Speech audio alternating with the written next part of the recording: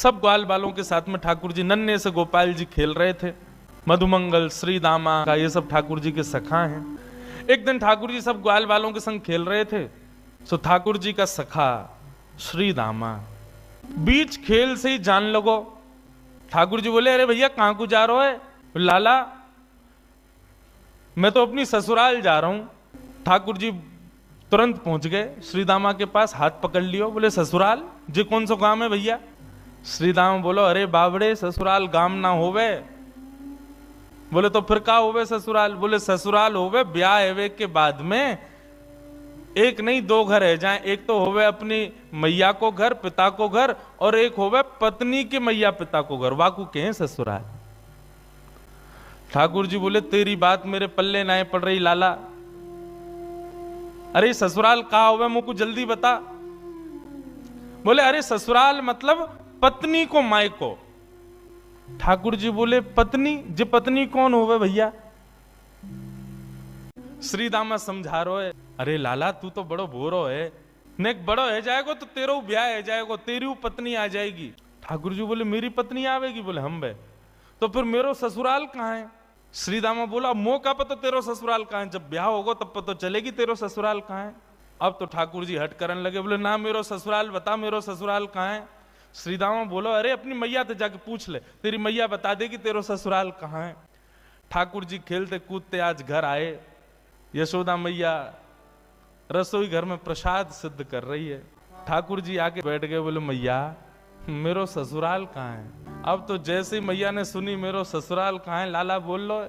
मैया बोली, लाला ये कहाँ से सीख आए हो? बोले, आज मैया मैं खेल रहे हो तो श्री दामा अपनी ससुराल गए हो, तो वो बोलो मैं ससुराल जा रहा हूं, तब से मेरे मन में आ रही मेरो ससुराल कहाँ है। मैया बोली, ससुराल लाला जब ब्याह है जाएगो तब आएगो ससुराल। बोले, जय श्री दामा कह रहा हो, मेरो ब्याह कब होएगो मैया? बोले, अरे अभी तू बड़ो तो है जा लाला, तू पे मोह दोनों आवे ना। मैं खवाऊं तो खावे, मैं चलाऊं तो चले, मैं उठाऊं तो उठे, मैं नवाऊं तो नहावे। जब बालक बच्चे सब अपने आप अपने कामन को करन लगे तब उनको ब्याह कर दियो जाए, तब उनके काजे बहू आवे, तब ससुराल होवे। ठाकुर जी बोले, मैया मैं सब काम कर लूंगा अपने आप, तू मेरा ब्याह करा दे और मेरे काजे बहू लिया। मैया बोली, नेक बड़ो तो है जा लाला, कहां ते लाऊं तेरे काजे बहू? ठाकुर जी बोले, या तो मेरे काजे बहू ला, नहीं तो श्री दामा अपनी बहू ला रहा हो, बाकी बहू को मैं ले आऊंगा, वो बहू मेरी है जाएगी। मैया जोर से हंसी, बोले, लाला तेरी बात ऐसी ऐसी बात बनावे। मैया बोली, करा दूंगी तेरो ब्याह, ज्यादा चिंता मत करे। अब तो ठाकुर जी रोने लगे, मैया मेरो अभी ब्याह करा, अभी ब्याह जाऊंगा, मैं तो अभी ब्याह करूंगा। यशोदा मैया परेशान है गई, बोले, लाला चल करा दूंगी तेरो ब्याह, अब रोवे मत। बोले, कब करावेगी? तिथि बता मोकू, तिथि बता, दिन बता, समय बता, सब बता, तभी जाऊंगा यहां से। यशोदा मैया तो ऐसी परेशान भई। ऐसे हमारे नन्हे से गोपाल जी बहू की और ससुराल की आस में बैठे। श्री दामा को ब्याह माधवी गोपी से भयो, माधवी सखी से भयो। आज श्री दामा माधवी को लेने के लिए ससुराल गए।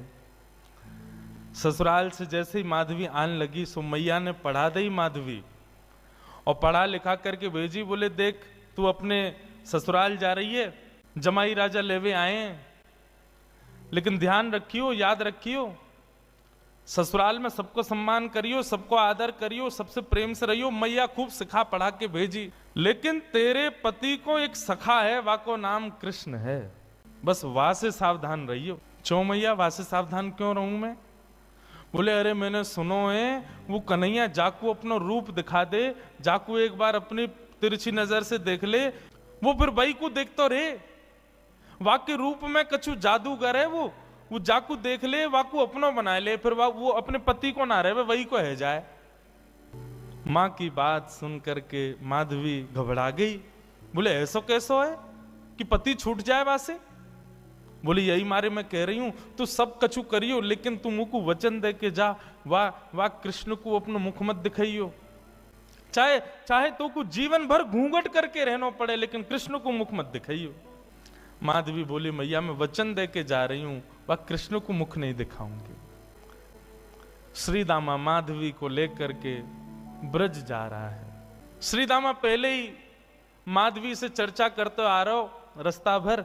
सो श्री दामा ने कही, बोली अरे सुन, ब्रज में अभी मैया मिलेगी, पिताजी मिलेंगे, सब मिलेंगे, सबके संग फिर बोलो मेरो एक सखा है कृष्ण, वाकू जब से मैंने बताई ससुराल के बारे में, ब्याह के बारे में, तब ते बड़ा उतावलो है, तो है सके वो तो से मिलवे आवे तो वाकू अपना मुख दिखाई दियो। माधवी ने जैसे ही कृष्ण को नाम सुनो, आधे रास्ता में ही घूंघट कर लियो।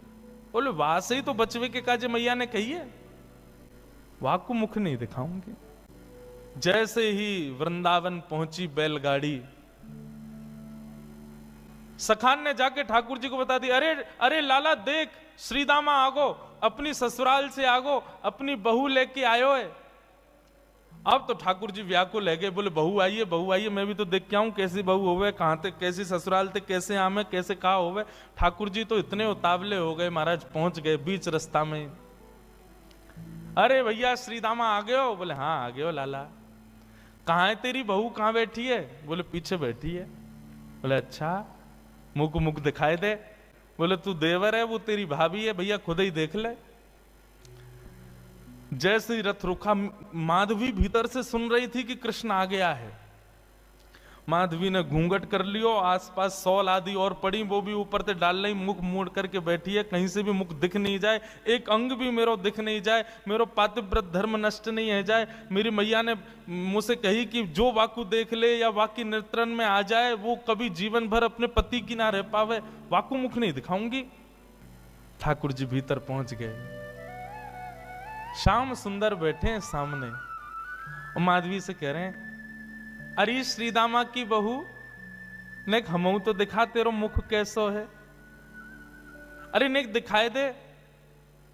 मेरी मैया ने तो, मैंने तो मैया से कही मैं श्रीदामा की बहू ले जाऊंगा, मैं तो तू को ले जावे वारो, लेकिन मैया ने मुझसे कही है कि वो मेरा ब्याह कराए देगी। मैं तो ब्याह कर लूंगा, मेरी वो बहू आ जाएगी, लेकिन एक बार देखूं तो सही बहू होवे कैसी है, नेक दिखाए दे। माधवी और छुपावे, मुख नहीं दिखावे ठाकुर जी को। ठाकुर जी कभी पाम पकड़े सो इधर को है जाए, नेक ठाकुर जी बगल में आमे सो इधर को भाग जाए।